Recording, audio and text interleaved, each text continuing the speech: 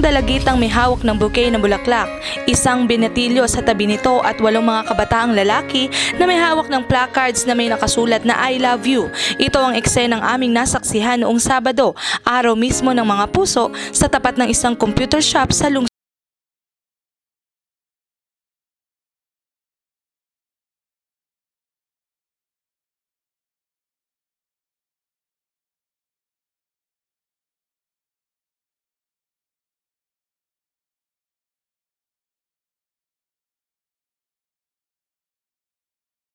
Pag-usisa, hindi pa pala roon natatapos ang sorpresa para sa dalagita dahil hanggang sa isang bakanting kwartong ito ay punong-puno rin ng mga larawan ng dalawa at mga mensaheng nagpapahayag ng pagmamahal.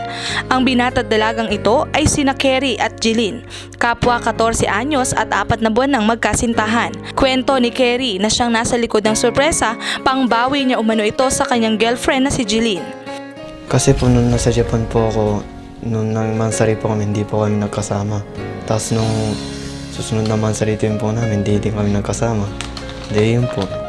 Babawi na lang po ako, tapos ginawa ko itong effort. Gulat man at hindi makapagsalita sa kanyang natanggap na sorpresa, ani Jeline, hindi niya raw ito malilimutan lalo pangat galing ito sa kanyang special someone.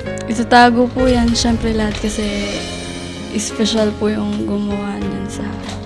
Samantala, suportado naman ni Daddy Jason ang kanyang stepson na si Kerry na tumulong pa sa pagsurpresa kay Jeline. At bagaman hindi kasama ni Kerry ang kanyang ina na nakabase na sa Japan, buo rin umano ang suporta nito sa relasyon ng dalawa, gayon din ang mga magulang ni Jeline. Sa age kasi nila, andyan po yung age na pa-teenager stage. So lahat naman po tayo dumaan dyan. Actually, hindi lang naman akong very supportive sa kanya, pati yung mother niya. So nagpapasalamat din ako sa mama niya na kahit magkalayo sila.